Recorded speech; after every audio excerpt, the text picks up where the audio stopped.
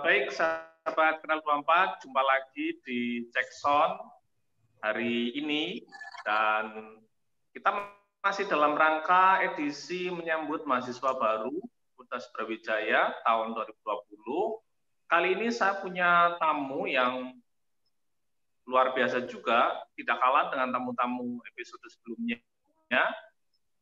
dan prestasinya juga masih kebul-kebul, karena baru saja beberapa hari yang lalu teman-teman ini meraih prestasi yang luar biasa, tidak hanya level nasional tapi level internasional.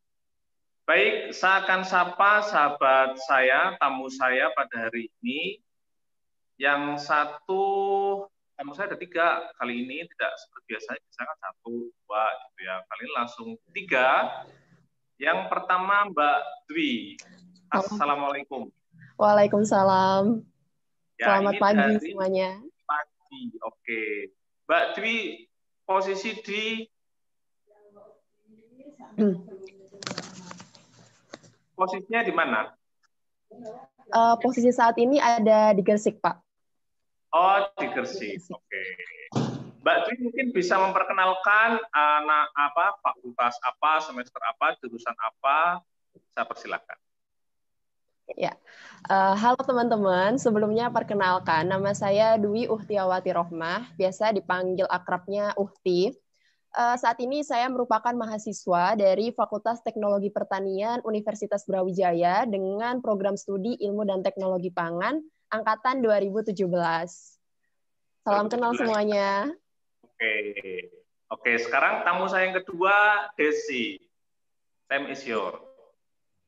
Oke, selamat pagi teman-teman. Perkenalkan, nama saya Desi. Nama panjang saya juga Desi, jadi panggilannya juga Desi. Dan saya asalnya dari Pontianak, Kalimantan Barat. Di sini saya juga sebagai mahasiswa Fakultas Teknologi Pertanian, khususnya di Ilmu Teknologi Pangan, dan sekarang sudah di semester ke-7. Salam kenal teman-teman. Oke, terakhir, Salsabila.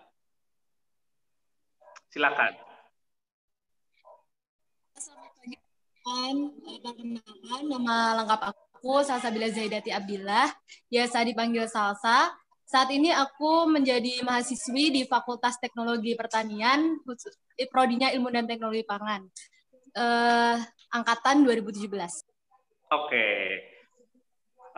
saya ingin tanya, nanti bisa Ukti atau Desi yang jawab. Jadi sebetulnya kemarin itu kalian itu ikut apa? Ikut kompetisi apa? Ya, baik, terima kasih Pak. Nanti mungkin bisa ditambahkan sama teman-teman saya bahwasanya kemarin tepatnya pada tanggal 14 Oktober dan sampai 15 Oktober kami mengikuti ajang Food Product Development Competition. Jadi itu merupakan ajang kompetisi pangan, inovasi pangan dan minuman di tingkat Asia.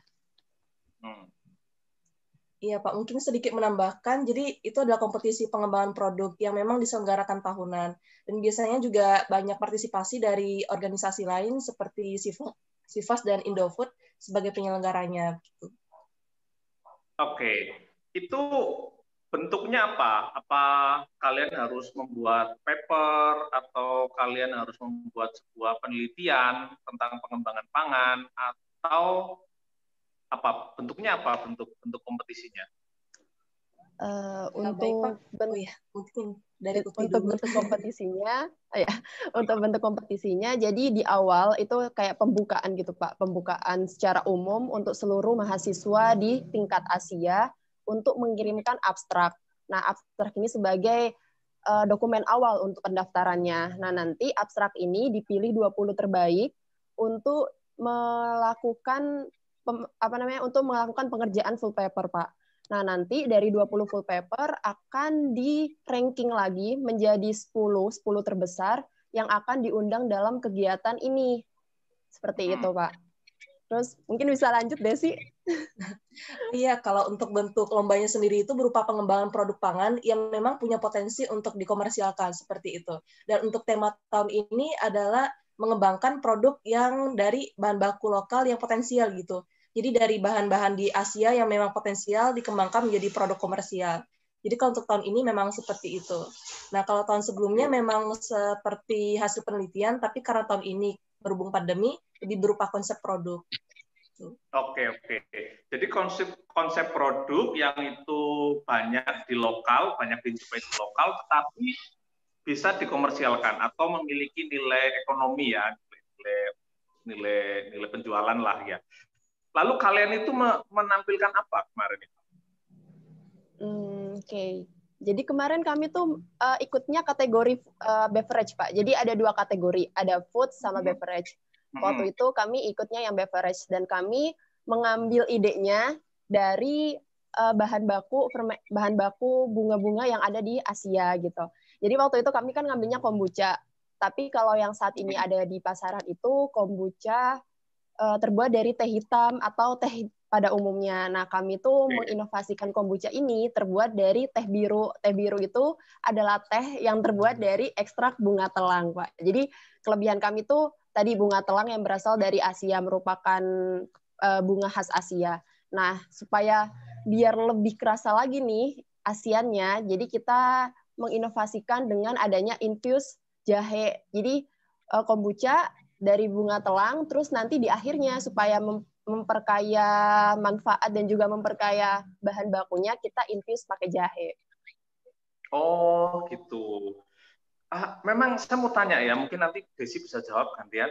Bunga kombucha itu banyak di kita itu. Di Indonesia itu banyak. Oke, kalau untuk produk kombuchanya sendiri sebenarnya masih cukup jarang ditemukan, khususnya di market dan produk komersial, Pak. Nah, untuk bahan bakunya sendiri, bunga telang memang sekarang sedang berkembang di Indonesia dan masih sering dikembangkan sebagai produk pangan. Jadi di sini kami melihat adanya potensi dari bunga telang tersebut, lalu dikombinasikan menjadi produk ginca. Lalu dari keunggulan produk kami sendiri itu di konsep produknya, Pak. Jadi seperti produk probiotik dan detoksifikasi. Karena selama ini kita hanya menemukan produk probiotik seperti yogurt, tapi tidak ada kombinasi dengan manfaat detoksifikasi. Jadi begitu, Pak, untuk konsep produk kami. Oh, jadi bunga telang itu kalau cari ya, itu juga tidak terlalu sulit ya? Iya, benar, Pak. Jadi mudah ditemukan. Nah, terus kalian itu punya keunggulan karena ditambahi dengan jahe dan juga memiliki fungsi detox. Atau iya, oh, oke. Nah, saya mau tanya, itu kalian tuh menemukan ide itu dari mana? Oke, baik Pak. Jadi kalau untuk menemukan gitu loh. Ini kan kalian saya bayangin kalian ini berapa bulan kalian nggak ketemu secara fisik, mungkin sejak Maret ya kali ya, pertengahan Maret ya. Oke lah, hitung aja April, efektif April, terus sampai kompetisi kemarin Oktober ya. Oktober, berarti kan April, Mei, Juni, Juli, Agustus, September.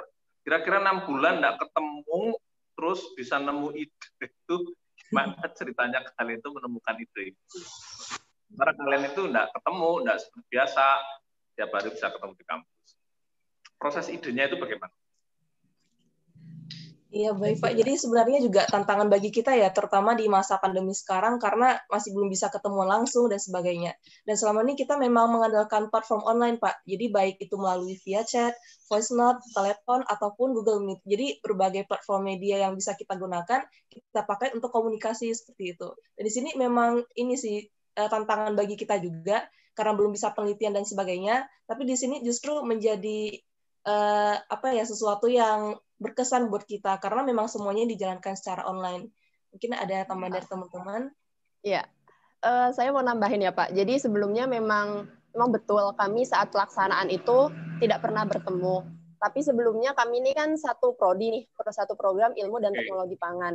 Sebelum mengikuti agenda ini sebenarnya memang kami tuh udah suka gitu Pak, suka dengan yang namanya pangan fungsional. Dan pangan fungsional ini tuh yang erat kaitannya dengan kesehatan. Sebelumnya memang kami tuh kayak pernah sekelompok ya, kita waktu pernah sekelompok dari kegiatan mata kuliah pengembangan bisnis gitu, itu terkait membuat makanan fungsional, dan itu dari bunga telang Pak waktu itu. Nah, waktu adanya FPDC ini, waktu ada kegiatan FPDC, kita tuh sebenarnya kayak masih teringat-ingat sama kegiatan yang memakai bunga telang itu. Akhirnya kita tuh waktu itu kepikiran, pengennya membuat sesuatu dari bunga telang nih, karena bunga telang tadi udah dibilang kayak baru gitu di Indonesia, tapi kayaknya bagus gitu karena dia punya warna bagus, ada khasiat gizinya gitu. Terus kita mikir-mikir gimana kalau bunga telang dibuat sebagai minuman fermentasi gitu. Terus akhirnya kita cari literaturnya, oh ternyata bisa nih kombucha gitu dari bunga telang. Terus kita tambahin apa ya? Terus kita kan kajian literatur gitu Pak. Ya namanya kan kita suka anak pangan gitu, suka yang namanya inovasi-inovasi produk pangan. Terus ada yang mereka tuh menggunakan kombucha infused dari rempah-rempah. Terus akhirnya kita milih-milih kira-kira rempah-rempahnya apa ya yang familiar gitu di masyarakat. Nah, kita menemu nih jahe gitu. Terus akhirnya kita mengkaji yang tadi kayak apakah ini punya manfaat kesehatan. Terus tadi dibilang kita tuh nggak sama sekali nggak offline ya Pak. Jadi penelitian semuanya kita buat based on online. Nah, apa sih yang bisa kita teliti dari kondisi online gini gitu? Salah satunya adalah market visibility. Jadi kita membuat responden gitu dan lain sebagainya untuk menguji kira-kira produk kita kalau di masyarakat itu bisa laku nggak gitu. Jadi kayak kita lebih penelitian based on questionnaire gitu, Pak. Oh, gitu. Oke. Mungkin yang lain mau nambahin nggak apa-apa? Saya mau nambahkan, mungkin apa perbedaannya, ya apa bedanya kenapa keunggulan dari produk kami, sebenarnya inovasi kami ini sangat sederhana, Pak. Jadi bisa banget untuk dibuat di rumah gitu. Inovasinya sebenarnya sangat sederhana, tetapi kami mengunggulkan di bagaimana produk kami itu bisa diproduksi dalam skala industri seperti itu. Jadi kita juga menyiapkan plan-plan gimana kalau industri kita bahan bakunya jadi bukan bahan baku segar tapi pakai bahan baku kering seperti itu. Kemudian kita juga sudah menyediakan, kita sudah mensurvei gitu. Apakah produk kita diterima oleh masyarakat. Berdasarkan survei kita, alhamdulillah banyak masyarakat yang tertarik untuk mencoba inovasi dari produk kami seperti itu. Jadi mungkin di situ bisa dijadikan keunggulan tersendiri dari produk kita. Oh gitu ya. Jadi memang idenya dari sana ya. Jadi dari ide yang sederhana sebetulnya juga bisa dibuat di rumah.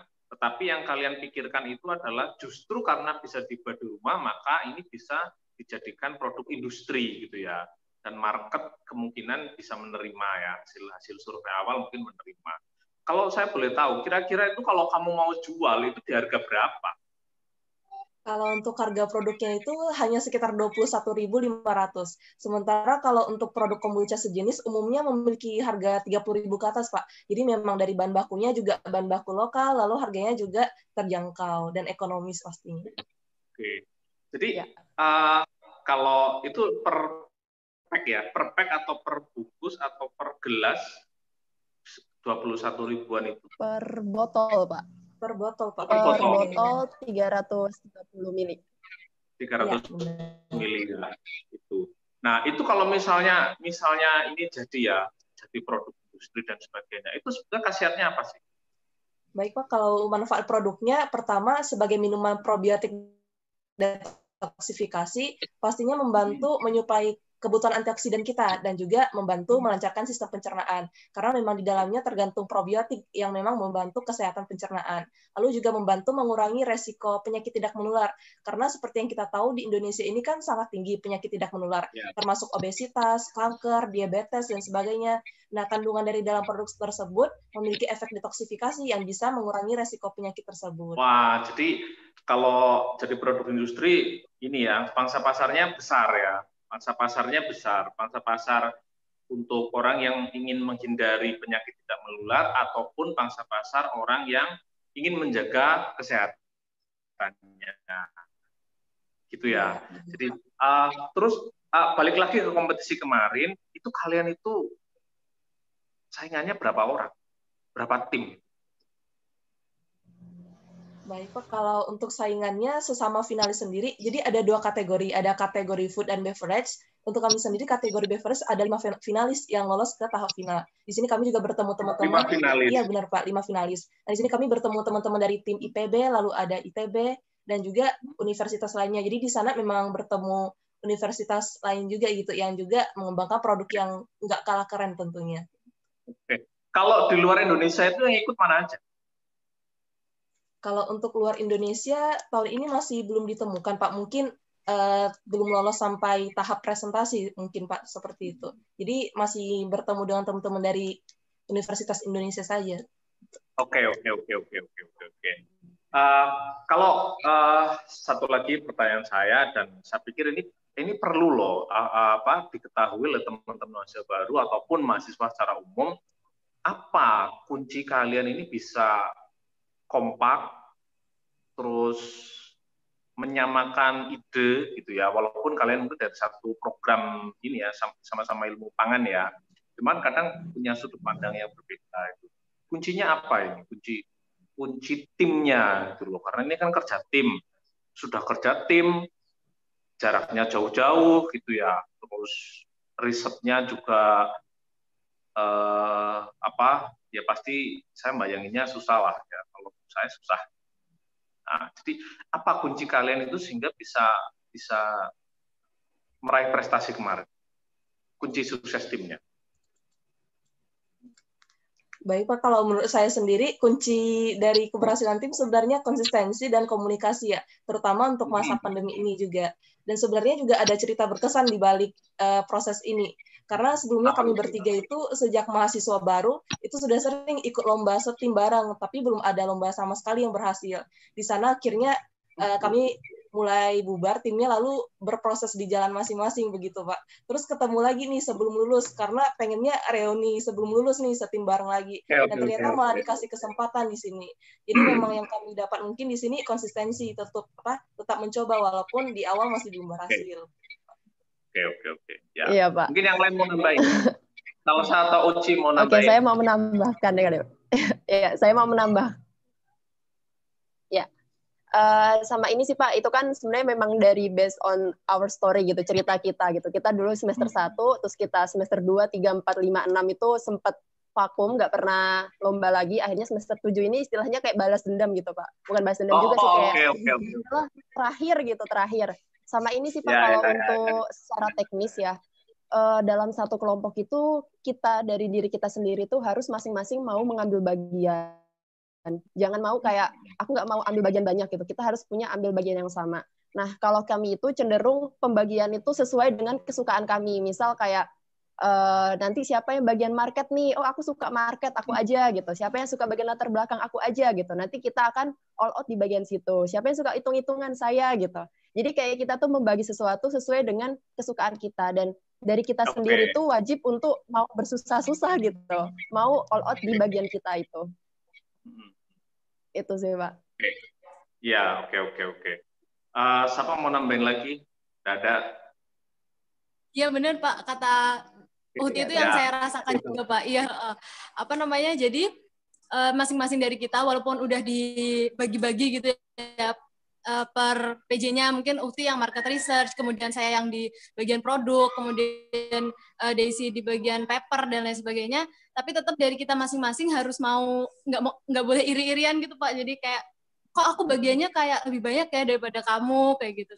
Karena kan ini sebenarnya kerja satu tim, jadi kalaupun yang satu memang udah full, udah sibuk gitu, jadi kita usahakan untuk bisa pick up. Mungkin itu yang membuat kita terlihat kompak atau bisa sampai sekarang.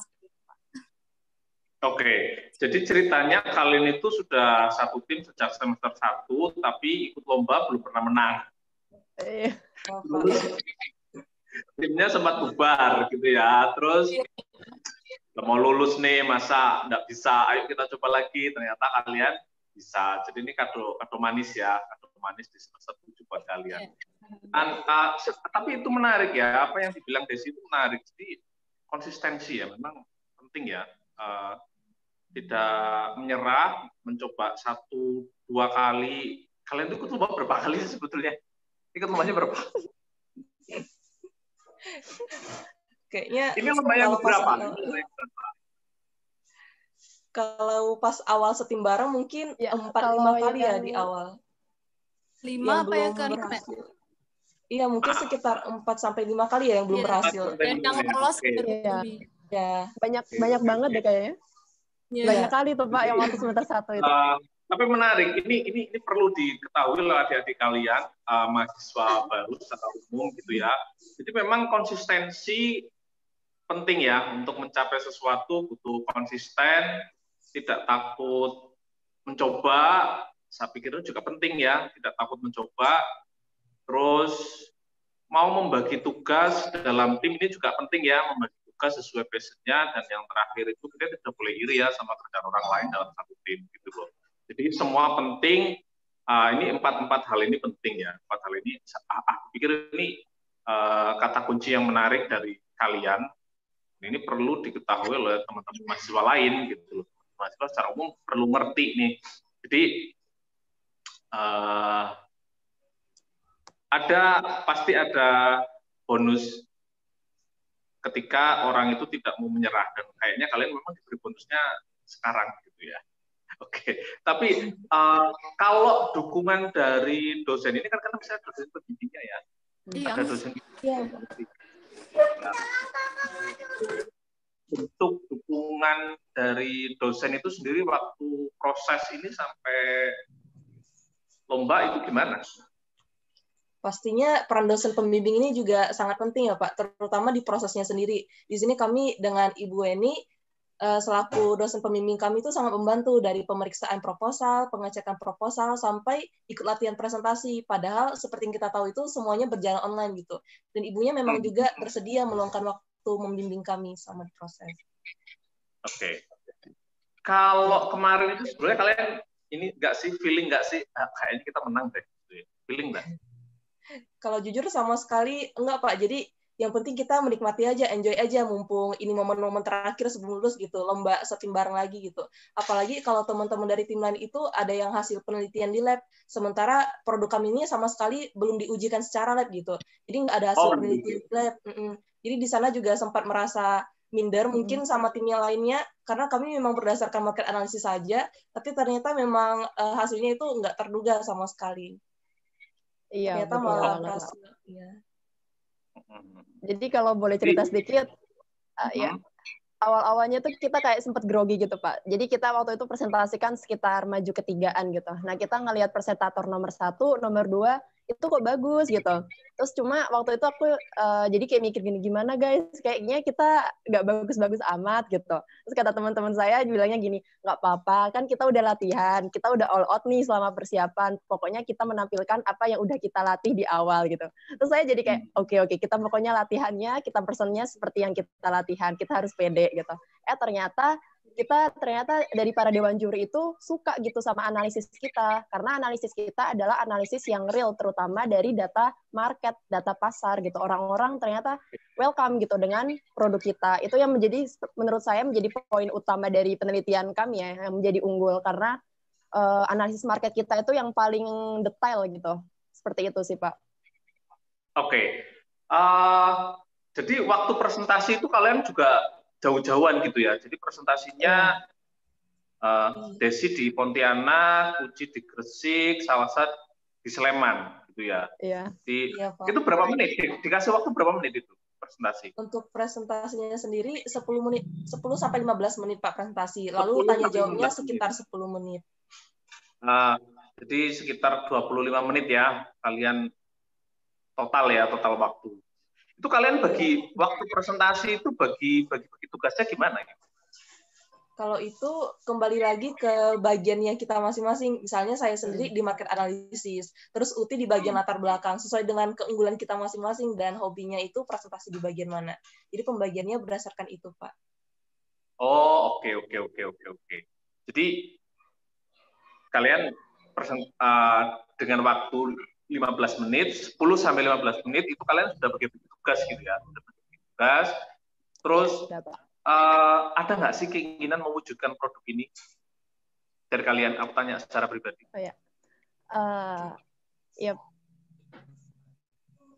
Kalau dari saya sendiri sebenarnya ada, karena ini juga termasuk salah satu pengembangan produk yang terinspirasi. Jadi kalau misalnya untuk mewujudkan produk ini sebenarnya ingin sekali gitu ya Pak.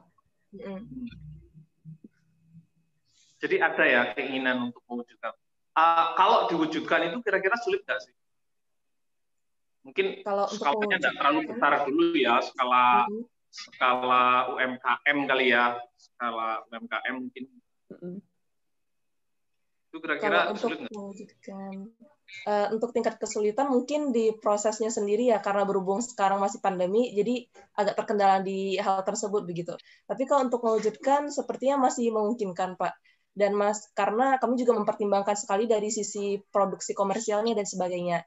Dan dari kami sendiri juga sebenarnya ini terinspirasi dari salah satu produk yang sudah kami kembangkan, yaitu Good Luck Water Kefir, yang sekarang juga sudah dijual. Jadi mungkin teman-teman yang tertarik bisa cari-cari info atau cerita tentang produk itu. Ya, karena kan Pak. saya berpikirnya kan sayang aja kalau misalnya kalian ada kesempatan, anggap ini kesempatan pertama, kesempatan keduanya ya betul-betul mewujudkan itu ya. Soal skala kan bisa dikembangkan lah nanti ya, gitu. Bisa dikembangkan nanti. Oke, terakhir. Saya ingin kamu punya masing-masing nyampein pesan untuk adik-adik kalian. Ya, secara khusus mungkin di FTP ya, secara umum anak muda secara umum. Kira-kira apa sih motivasi dari kalian mereka supaya bisa berprestasi seperti kalian? Oke, baik, mungkin kalau dari aku sendiri untuk teman-teman, waktu di mahasiswa baru itu pasti ada banyak target atau goals yang pengen dicapai. Tapi di prosesnya itu pasti nggak menemukan langsung keberhasilan gitu. Pasti ada proses kegagalan di tengah-tengahnya. Nah, untuk teman-teman tetap konsisten, anggap kegagalan itu bagian dari investasi kalian untuk masa depan. Karena kalau kita berhenti di tengah jalan, kita nggak tahu ke depannya bakal dapat seperti apa begitu. Jadi kuncinya di sana tetap konsisten dan sesuai dengan komitmen di awal. Oke, kalau Uci? Ya, kalau dari saya untuk teman-teman FTP, mahasiswa baru atau mahasiswa secara umum, yang pertama apabila teman-teman punya keinginan, yang pertama dilakukan adalah berani membayangkan dulu. Kalau teman-teman pengen punya inovasi, dibayangkan dulu gimana sih rasanya senangnya punya inovasi. Nanti itu akan menjadi suatu semangat tersendiri bagi teman-teman supaya bisa melaju terus atau bisa mencoba dan bisa konsisten. Soalnya biasanya dalam perjalanan tuh suka yang namanya banyak kegagalan. Tapi gimana caranya sih kita bangkit lagi? Ya udah kita ingat lagi sih gimana bahagianya bayangan kita saat kita telah mewujudkan goals itu. Itu sih, Pak. Oke. Kita agak susah tersambung dengan Salsa. Mudah-mudahan sama lah ya, kira-kira sama. Tapi kalian keren sekali dan ini juga luar biasa. Jadi selamat ya buat kalian. Mudah-mudahan saya berharap ini bisa dikembangkan. Saya tuh sama lah. Saya punya bayangan suatu saat itu nulis lagi tentang kalian, tapi sudah produknya. Jadi apa ya? Saya nggak tahu ini tim apa namanya. Terus melaunching produk apa tadi? Apa? Ginca, Pak. Ginca gitu. Mungkin itu sudah dijual atau mungkin suatu saat saya nulis lagi itu ternyata produk kalian itu sudah ada di minimarket atau apa gitu. Kan luar biasa ya, luar biasa. Tapi saya berharap apa yang kalian capai hari ini tidak berhenti di sini, mudah-mudahan bisa diteruskan sampai betul-betul skala industri. Oke, terima kasih ya. Perbincangan kita tidak lama, tapi ini sangat bermanfaat. Desi, terima kasih. Uci, terima kasih. Salsa, terima kasih di Sleman. Tetap sehat. Sampai ketemu lagi kapan-kapan. Terima kasih. Assalamualaikum warahmatullahi wabarakatuh. Waalaikumsalam.